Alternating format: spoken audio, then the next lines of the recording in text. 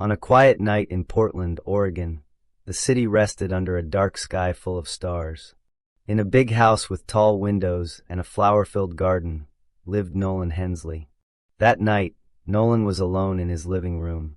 A lamp cast a warm glow over expensive furniture and photos of his new life. He walked to a wooden table, grabbed a bottle of whiskey, and filled a glass.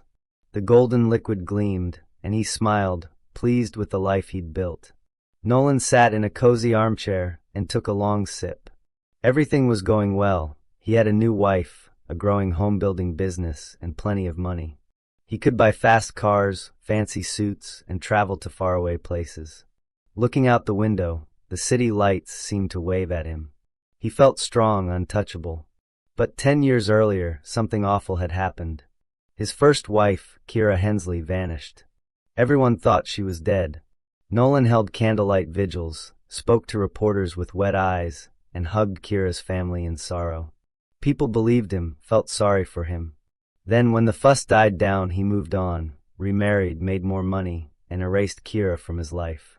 That night, after 10 o'clock, the house was still. His new wife was away, visiting her family in another state. Nolan was alone with his drink. Outside, the wind rustled the trees, casting shadows on the walls. Suddenly, a loud knock hit the door. Nolan frowned. "Who's here so late?" he muttered.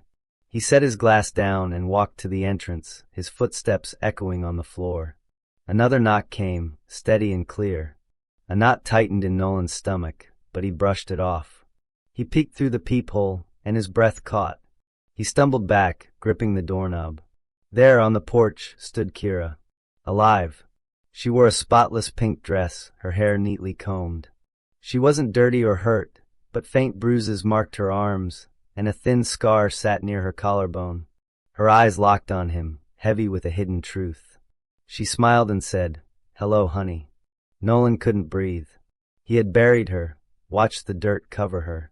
For 10 years, he'd been certain she was dead. Kiera tilted her head. "Miss me?" Fear gripped Nolan for the first time in ages. She stepped closer, too real to deny. "What? How?" he stammered, legs shaking. Kiera offered no answers. She just stared, and Nolan knew his perfect life was over.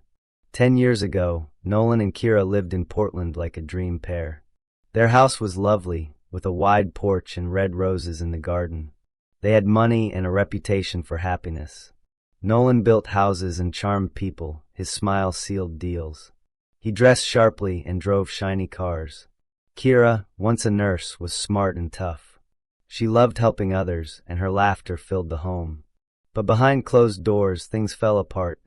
Kiera saw Nolan's true self. At first, he charmed her with flowers, candlelit dinners, and little gifts. She was 28, working at a hospital. He was 33, already successful. He promised love and safety, and for a while he delivered trips, presents, joyful days. Then the lies began.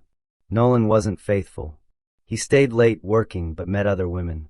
His trips weren't solo. Someone else was always with him. Kiera found clues: lipstick on a shirt, texts on his phone, hotel receipts. She confronted him. He'd say, "I only love you," and bring flowers. She wanted to trust him, but knew he wouldn't change. Nolan loved money most of all. He spent on cars, costly clothes, and lavish vacations. But his wealth was slipping away. He made bad deals and borrowed too much. Kiera noticed the debts: empty credit cards, odd bank statements. One day, she learned he'd secretly taken a loan against their house. If she didn't act, they'd lose everything.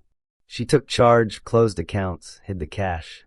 "I won't let you ruin us," she told him. Nolan hated it. He wasn't in control anymore, and it drove him mad. One night, Kiera sat him down in the living room. "I can't do this anymore," she said firmly. "The lies, the money, it's over." She'd already met with a lawyer. Nolan's eyes darkened. "You'll leave with nothing," he growled. She laughed coldly. "I'll take half."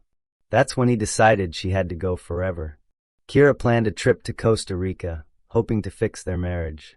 Nolan saw a chance, no witnesses, a way to make her vanish. The night before, he cooked dinner and held her hand. "We'll work it out," he promised. Kiera let her guard down, clinging to hope. In Costa Rica, they walked the beach and ate by candlelight. Nolan said sweet things, but something felt off. On the fourth night, Kiera checked their finances. "You spent it all," she yelled. Nolan smirked.